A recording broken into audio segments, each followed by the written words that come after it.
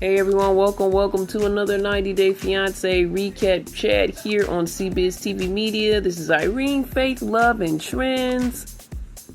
And 90 Day Fiance is a reality show with couples. One person from the US, the other's from another country. We see their ups and downs along with relationship issues, cultural barriers, language boundaries, the 90-day visa deadline in order to get married and stay in the same country with your partner, all those legal ramifications. It is 90 Day Fiance, and this spinoff is The Other Way.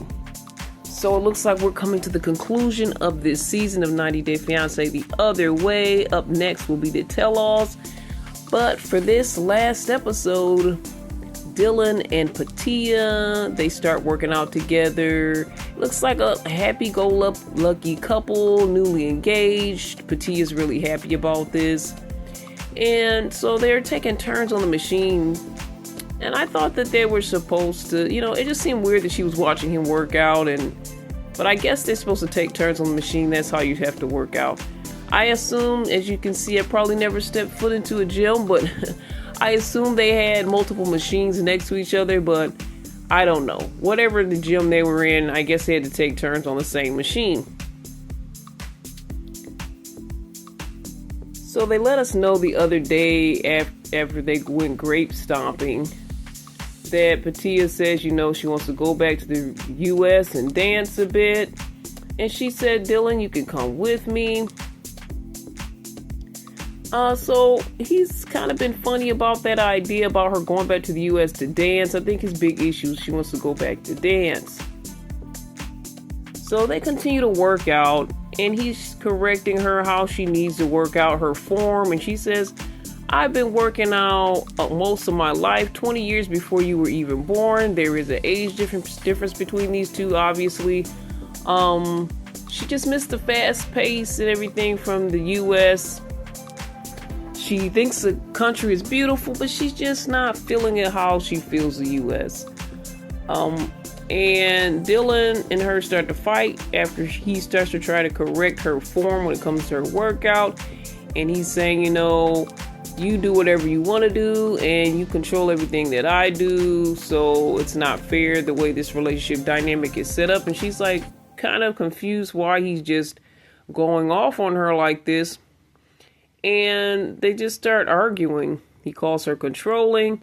Then he says something about when she was dancing, she would be out with 5 or 6 guys after work. And she starts to get upset, says, I've never done that. I've never gone with guys after work, especially while we were in a relationship and dating.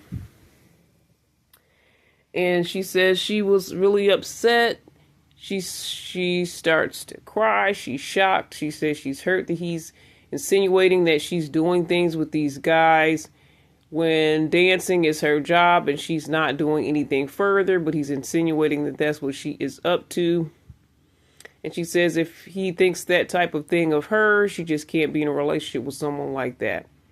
So she kind of walks off, goes in the bathroom, cries a little further.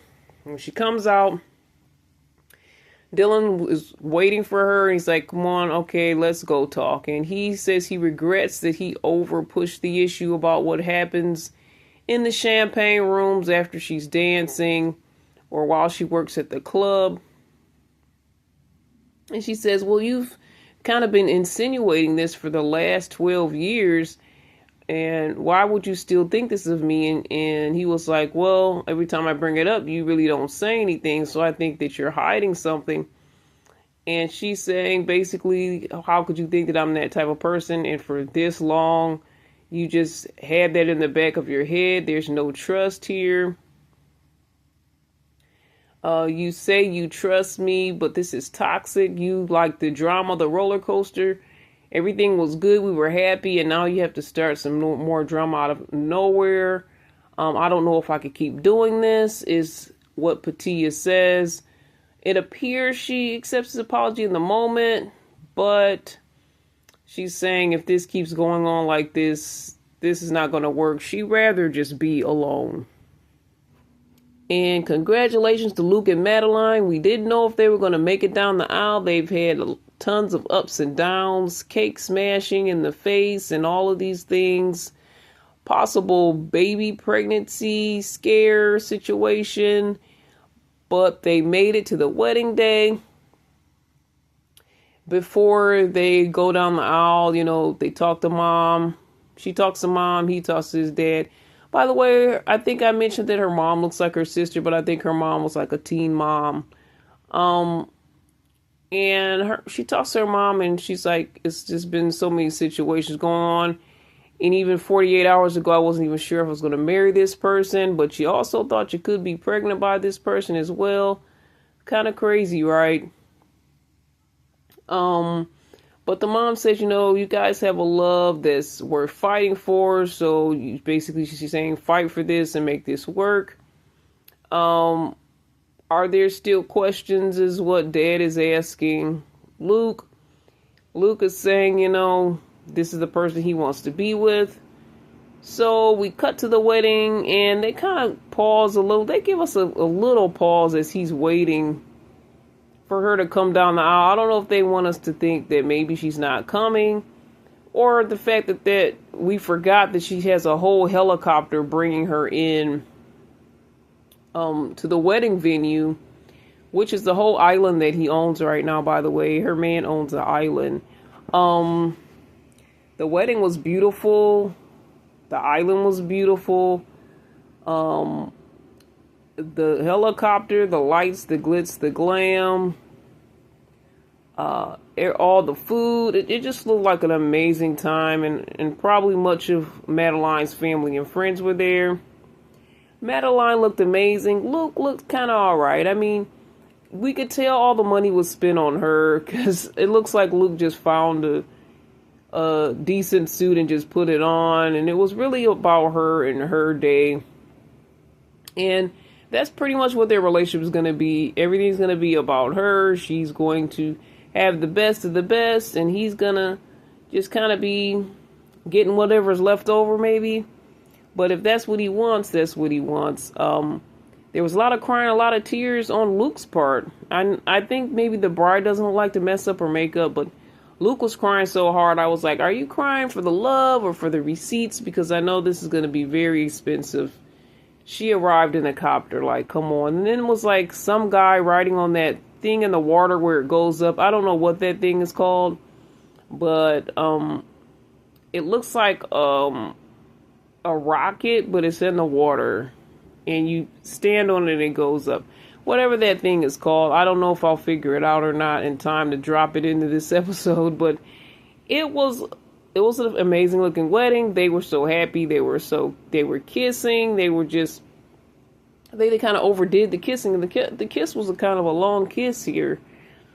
But, I mean, maybe that's an indication of how happy they are. And I'm hoping this will work. I definitely want to see if they're going to last and what their life's going to be like on this island. Because if things go well and Luke doesn't lose all the money, she's going to be an island bae, and she's just going to own an island. So I'd like to see what that's even going to look like, if that's what the case will be. Or if they don't have the island, maybe they'll still have each other.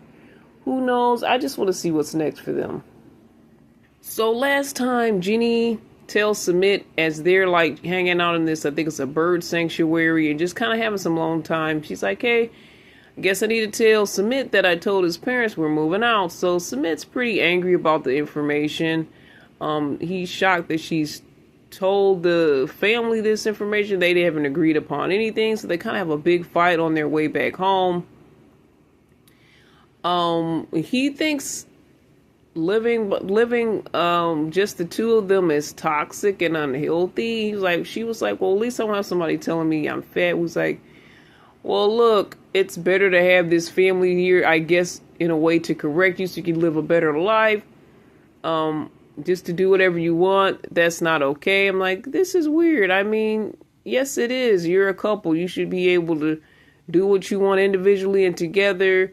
And you don't have to have a big family dynamic in order to live a good life. And if you do want to do that, You can still live at your home alone as a couple and go visit as much as you want. Why do you have to live with that whole family? I don't think you have to. This is something that he really wants. He feels it's going to be a good thing for the business. And also the fact that he's broke, I understand that too. But he's just really upset about it and basically saying she's selfish. And I've never seen him really fight like this with Jenny. He at the end of the day, he's like, hey, I basically catered to you and did whatever you want. At this point, why are you doing this? And she says, well, I'm moving out. With or without you, it's going to happen. So at this point, she says feels like she's underneath Submit's will, and he's got the upper hand on her at this point. So she doesn't know what she's going to do, but she says she wants to get out of there. It's understandable, but I also think that she needs to give it a bit of time, especially, come on, build the business. You have to use common sense. If you guys don't have the money, then what are you going to do unless you're going to find a job, Jenny? Like, what are you guys going to do?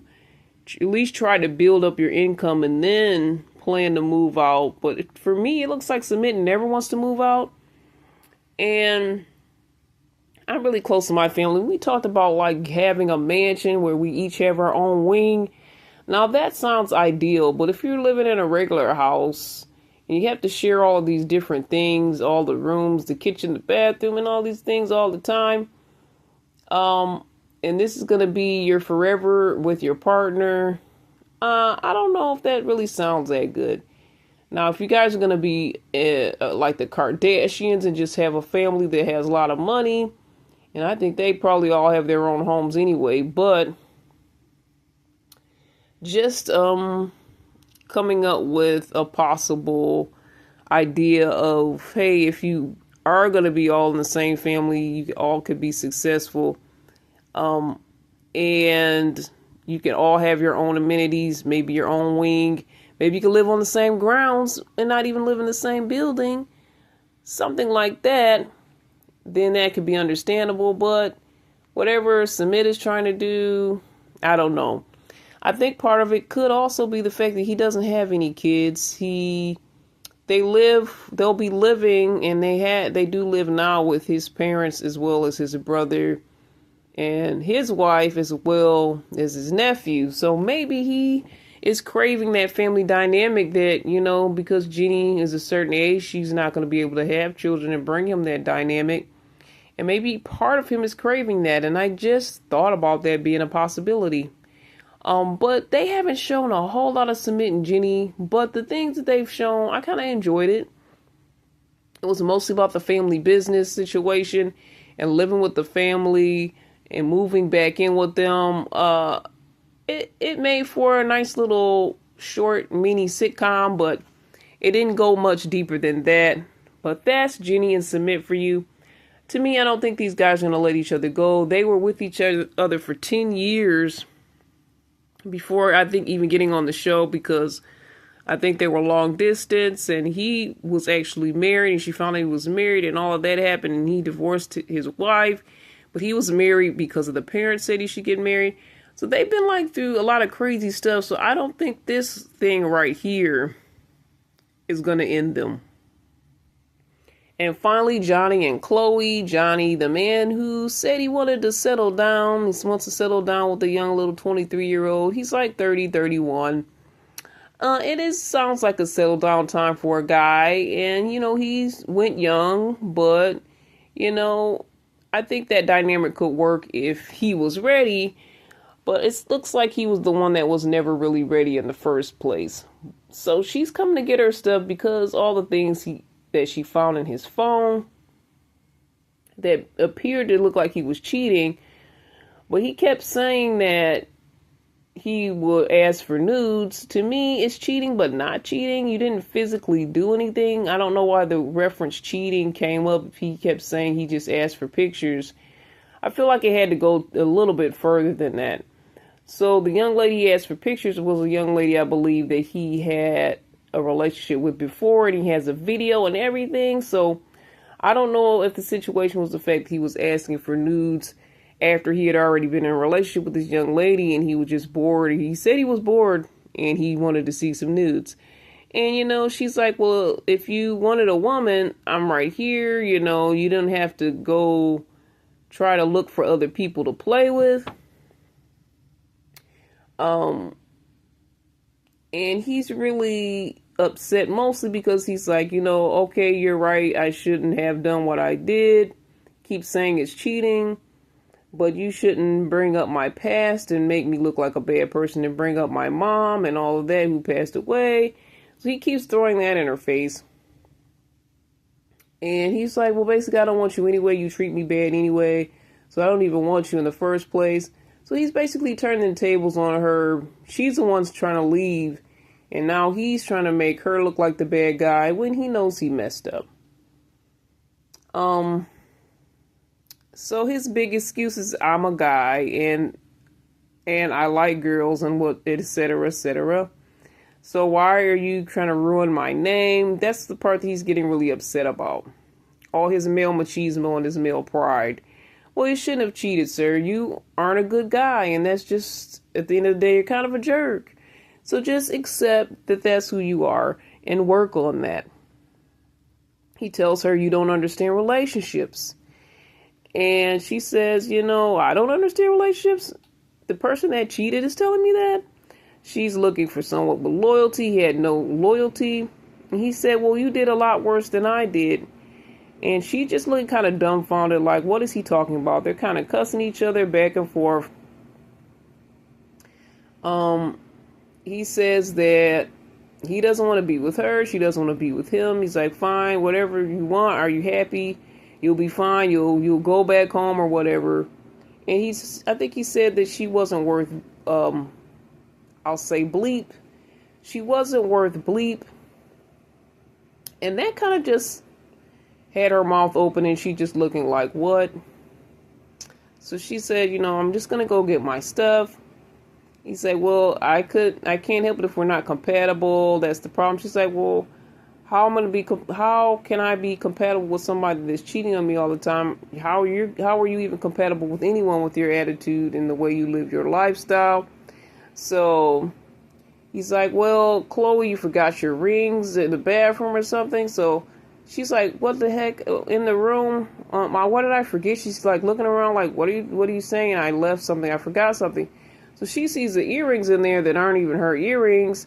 And she's like, these aren't mine. And she's like, storms off. And she's really even more upset. I'm like, I wonder if he just, he had these other ladies' earrings in there knowing she was going to see it so he could get her even more angry and maybe more jealous. And I wouldn't be surprised if he hooked up with somebody while she wasn't there anyway. Like, honestly, he's the kind of guy that as soon as there's a sign of an issue, it seems like he would jump to the next real fast. So I wouldn't be surprised if he had another woman over there overnight. So he's helping her take the stuff out. He's like bringing her stuff outside. She's like, don't touch my stuff. You don't even have to help me. I'll do it myself. He's like, well, you'll get out faster if I help you. I mean, I don't know what this guy is doing. So now they're fighting in front of the house. And I'm like, hey, I thought you guys were done. They're giving me a little bit of Greta and Matthew here because I thought Johnny was done. He's the one that's putting her down, saying she's the gross and the worst person, and he never wants her because she was never respectful. She threw him under the bus. He didn't do the things he thought. She didn't do the things he thought a woman should do for her man, like cleaning the house and taking care of stuff and cooking. So he's trying to say she was the most horrible person, but yet he's still following her out the door, arguing with her in front of the house. I thought you were done, sir. I thought you didn't want her anymore. Okay. So, she's like, I'm done. He said, well, there's options. You always have options. He's like, I'll take you back. I made a mistake. Clearly I made a mistake. I don't know how he kept saying clearly. It just seemed weird that he was saying clearly. This doesn't seem like a word for him. But, yeah, so he made all of that fuss, and now he's like, I want you back. I'll take you back. As if, like, she's the one that did something wrong. She's the one that would have to take you back, sir. So now she's basically gone. She finally got out of there. And she's like, I don't even know who this person was this whole time. Who was that? We don't know either, Chloe. We don't know. he's giving me mad psycho vibes, and it was a messy, but I'm glad you're gone. I'm glad you didn't stay any longer. You did waste some time and you wasted some money. You did.